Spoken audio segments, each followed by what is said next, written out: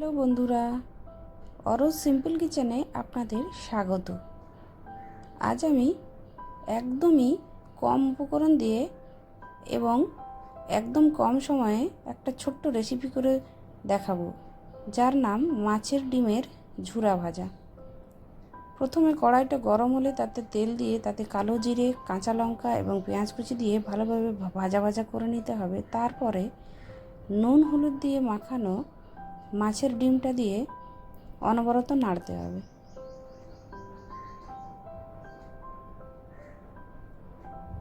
নাড়তে নাড়তে দেখুন জলটা পুরোপুরি টেনে যাবে এবং ভাজা ভাজা হয়ে যাবে।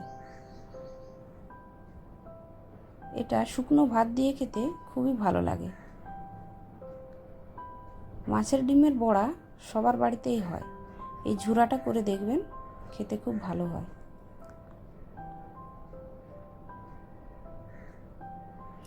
নাড়তে নাড়তে দেখবেন একদম শুকনো শুকনো হয়ে এসছে, একদম ঝরঝরে হয়ে যাবে।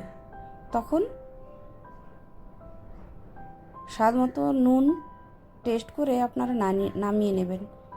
ব্যাস হয়ে গেল মাছের ডিমের ঝুরা ভাজা।